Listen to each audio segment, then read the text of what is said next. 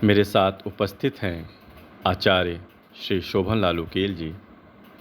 आचार्य जी, मेरा एक प्रश्न है कि जीवन में विष्णु सहस्त्रनाम स्तोत्रम का एक व्यक्ति के लिए क्या महत्व है? ये विष्णु सहस्त्रनाम स्तोत्र महाभारत के अनुशासन पर्व में हमको मिलता है।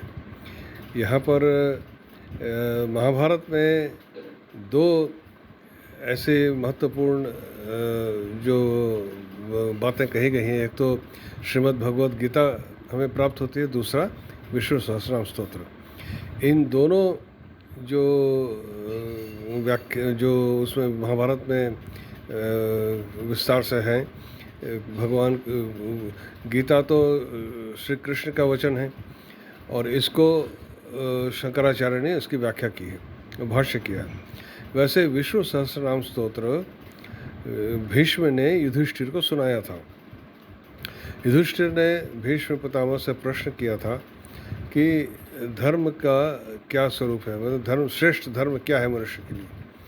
तो उसके उत्तर में भीष्म पितामह ने यही कहा था कि श्रेष्ठ धर्म है विष्णु सहस्त्रनाम स्तोत्र में विष्णु का जो नाम स्मरण करते हैं, यही मनुष्य के लिए श्रेष्ठ उपाय है उसका धर्माचरण का। तो विष्णु सहस्त्रनाम स्तोत्र की महत्ता क्या है? इसमें करीब 107 श्लोकों के माध्यम से भगवान विष्णु के 1000 नाम उसमें भीष्म पितामह ने बताए। इसमें प्रत्येक नाम का कुछ अर्थ है और वो अर्थ क्या है, उसको जब हम उसके गहराई में जाते हैं तो पाते हैं कि प्रत्येक नाम के पीछे जो अर्थ है बहुत गूढ़ अर्थ है और वह किसी उपनिषद के तत्व को अभिव्यक्त करता है और जो ब्रह्म के स्वरूप के विषय में बताता है। भगवान विष्णु ब्रह्म स्वरूप है, ब्रह्म है, और वही बात यहाँ पर कही गई है।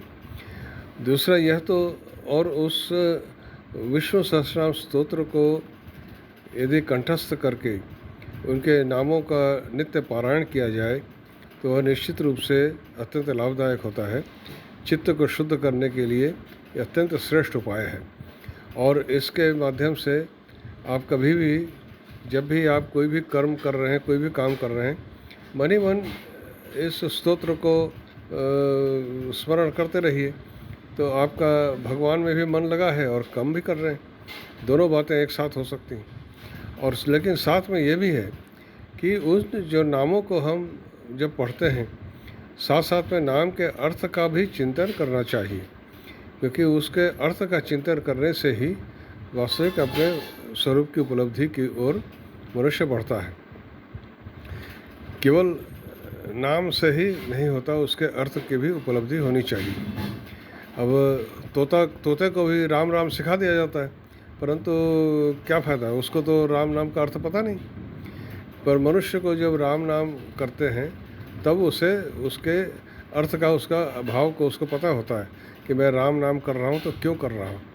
वैसे विष्णु सहस्त्रनाम स्तोत्र में विष्णु के जो नामों का पारायण करते हैं, उनको पढ़ते हैं, तो उसको भी करने वाले को यह ज्ञान होना चाहिए कि मैं यह विष्णु सहस्त्रनाम तो क्यों पढ़ रहा हूँ और इन नामों के पीछे क्या भाव है। तो उसमें विष्णु सहस्त्रनाम स्तोत्र के भी शंकराचार्य ने भाष्य किया है, उसको देख सकते हैं। उसके अतिरिक्त भी और अर्थ प्राप्त होते हैं, पर उसको अर्थों को एक बार देख लेना चाहिए और उससे अर्थों को देख लेने से उस नाम के पीछे जो भाव है वह हमारे मन में ग्रथित हो जाता है और जब हम उसको पढ़ते हैं तो वह भाव भी मन में उदय होता है।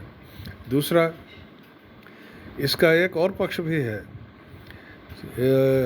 चरक संहिता में, मैं अपनी बात, ये कोई एक किंवदंती नहीं है।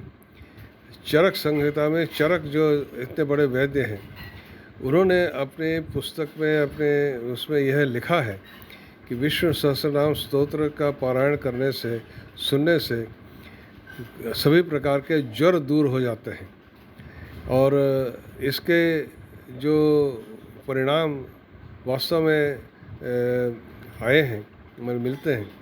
मैंने सुना था एक बार कि कांची के शंकराचार्य जी को ज्वर हुआ, तो उनके शिष्यों ने डॉक्टर को बुलाने का प्रयास किया। कहा कि डॉक्टर को बुलाते हैं, उन्होंने मना किया। उन्होंने कहा नहीं, मैं यहाँ चारपाई पे लेटता हूँ, तुम लोग यहाँ विष्णु सहस्रनाम स्तोत्र का पारायण करो। और वो वहाँ पर पारायण करते रहे, वो सुनते रहे। 3 बार जब विष्णु सहस्रनाम स्तोत्र का पारायण हुआ, उनका ज्वर छूट गया। यह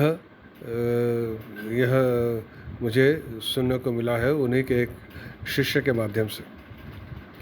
तो यह परीक्षित तथ्य है कि विष्णु सहस्रनाम स्तोत्र के श्रवण से और बोलने से ज्वर इत्यादि शारीरिक जो कमियां हैं, व्याधियां हैं, वो दूर हो जाती हैं। ये चरक संहिता में स्वयं चरक ने लिखा है, यह कोई सुनी सुनाई बात नहीं है। तो यह इसलिए इस स्तोत्र का महत्व उस दृश्य से भी बढ़ जाता है।